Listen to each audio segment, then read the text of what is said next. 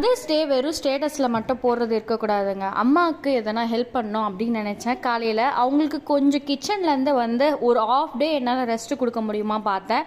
காலையில் நானே சமைக்கிறேன், நீங்கள் விடுங்க அப்படின்னு சொல்லிட்டேன்.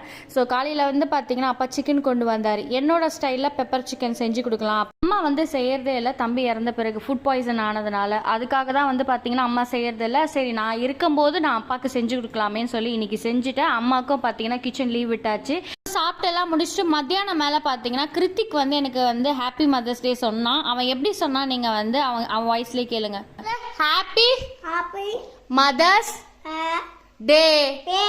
வீடியோ பார்க்குறவங்க எல்லாருமே ஸ்டேட்டஸில் வந்து ஹாப்பி மதர்ஸ் டே போடுறதை விட்டுட்டு அவங்களுக்கு முடிஞ்ச அளவுக்கு ஹெல்ப் பண்ணுங்க. அப்படி இல்லைனா வெளியில் கூட்டிகிட்டு போய் ஒரு நாள் அவங்களுக்கு அந்த கிச்சன்லேருந்து ரெஸ்ட் கொடுங்க. அதே ஒரு டைம் வா வெளியே போகலாம் சாப்பிட்லான்னு சொல்லி உங்கள் அம்மா கிட்ட சொல்லி பாருங்க, எவ்வளோ சந்தோஷப்படுவாங்க. அதே போல் தான் உங்கள் ஒய்ஃபுக்கிட்டையும் அவங்களும் ஒரு அம்மா தான். ஸோ யூடியூப்பில் அப்புறம் ஸ்டேட்டஸில் போடுறது மட்டும் மதர்ஸ் டே கிடையாது. அவங்களுக்கு என்ன தேவையோ புரிஞ்சுக்கணும்.